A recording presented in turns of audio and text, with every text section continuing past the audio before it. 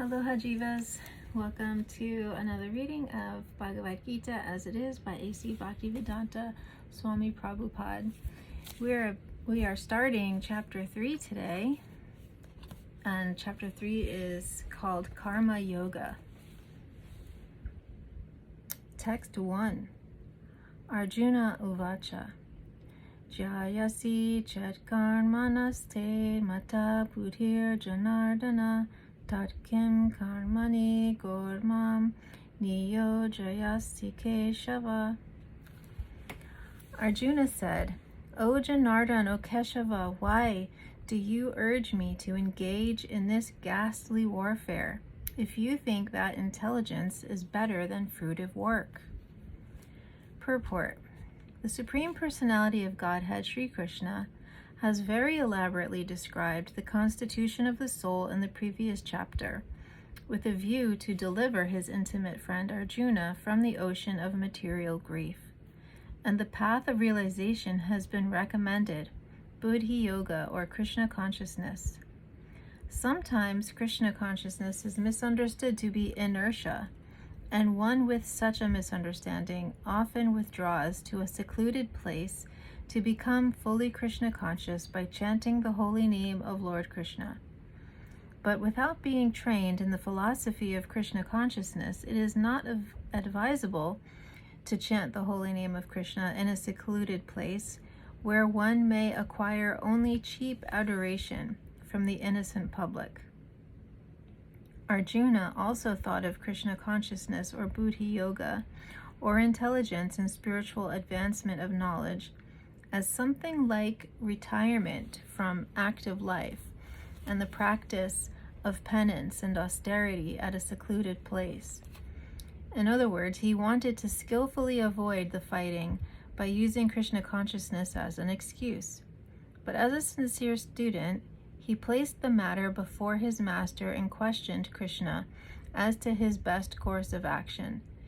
In answer, Lord Krishna elaborately explained Karma Yoga, or work in Krishna consciousness, in this third chapter. Text 2.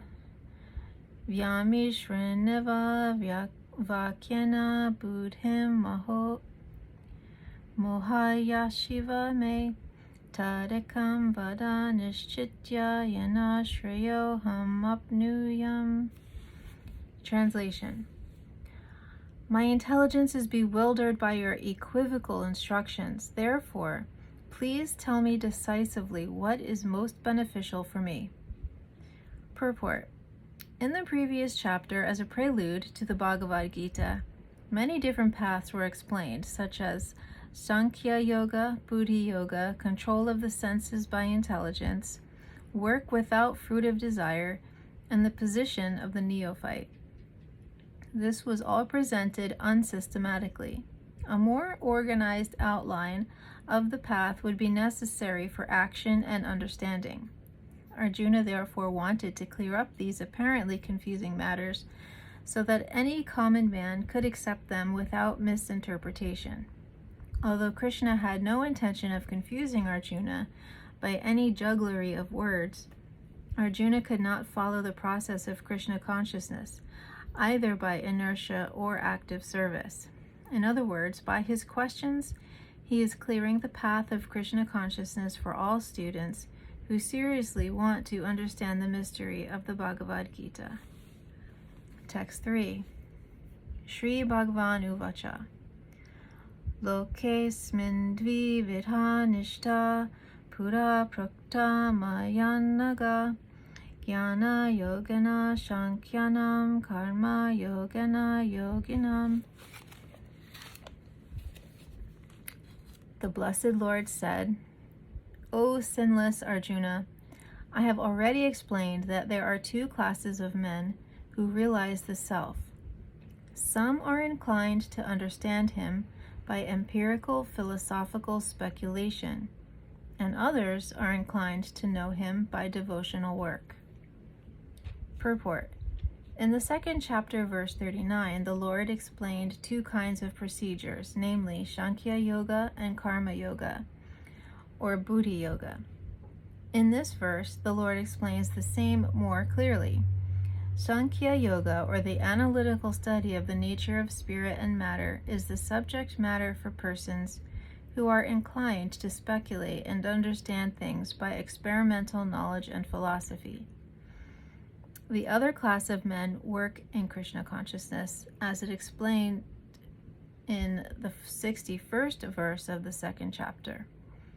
The Lord has explained also in the 39th verse that by working by the principles of Buddha Yoga, or Krishna consciousness, one can be relieved from the bonds of action, and furthermore, there is no flaw in the process. The same principle is more clearly explained in the 61st verse, that this Buddha Yoga is to depend entirely on the Supreme, or more specifically on Krishna, and in this way all the senses can be brought under control very easily. Therefore, both the yogas are interdependent as religion and philosophy. Religion without philosophy is sentiment, or sometimes fanaticism, while philosophy without religion is mental speculation. The ultimate goal is Krishna, because the philosophers, who are also sincerely searching after the absolute truth, come in the end to Krishna consciousness. This is also stated in the Bhagavad Gita. The whole process is to understand the real position of the self in relation to the super self. The indirect process is philosophical speculation, by which gradually one may come to the point of Krishna consciousness. And the other process is directly connecting with everything in Krishna consciousness. Of these two, the path of Krishna consciousness is better because it does not depend on purifying the senses by a philosophical process. Krishna consciousness is itself the purifying process, and by the direct method of devotional service, it is simultaneously easy and sublime. Text 4. Na karmana manaramban nashkarmyam purusho snute na cha sannyasa na deva siddhim samadhi gacchati. Not by merely abstaining from work can one achieve freedom from reaction, nor by renunciation alone can one attain perfection. Purport. The renounced order of life can be accepted upon being purified by the discharge of the prescribed form of duties which are laid down just to purify the heart of materialistic men. Without purification, one cannot attain success by abruptly adopting the fourth order of life, or sannyas. According to the empirical philosophers, simply by adopting sannyas or retiring from fruitive activities, one at once becomes as good as Narayan. But Lord Krishna does not approve this principle. Without purification of heart, sannyas is simply a disturbance to the social order. On the other hand, if someone takes to the transcendental service of the Lord, even without discharging his prescribed duties, whatever he may be able to advance in the cause is accepted by the Lord.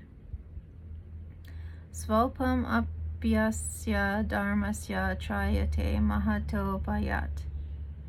Even a slight performance of such a principle enables one to overcome great difficulties.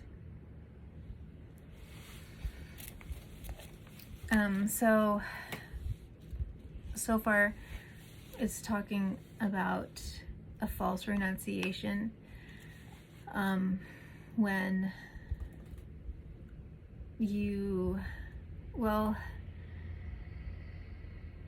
the path of Krishna consciousness is not necessarily one which necessitates giving up everything. When we hear about, saintly persons, especially in India, they go and live in caves, like they leave society completely. They go and completely devote all of their time and energy to meditation and prayer. And so what Krishna is saying here is that alone isn't really isn't enough to attain liberation, especially in this age of Kali, that's for sure. But that there is some effort required on our part, and also a purification process. And that's, that's why we keep being reborn life after life. We're getting the opportunity to experience the karma that we've built up, and by experiencing the karmic reactions that we've built up, we're clearing that karma. That's the goal. But really the goal is Krishna consciousness, and so Krishna consciousness is what they're saying here, actually very simple.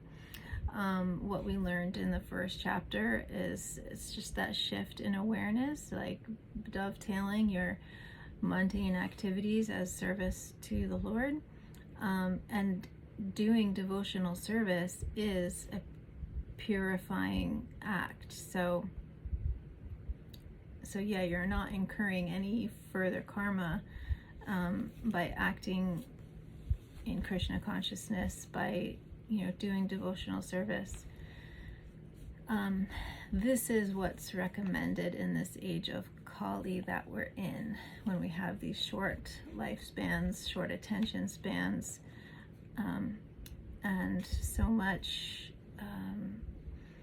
hypocrisy and quarrel and corruption to contend with. So yeah, I guess despite all of the suffering of the age of Kali that we're in, we actually get to experience a simplified method of attaining Krishna consciousness. And so that's it for today. I'll see you next time. Have an awesome day. Hare Krishna.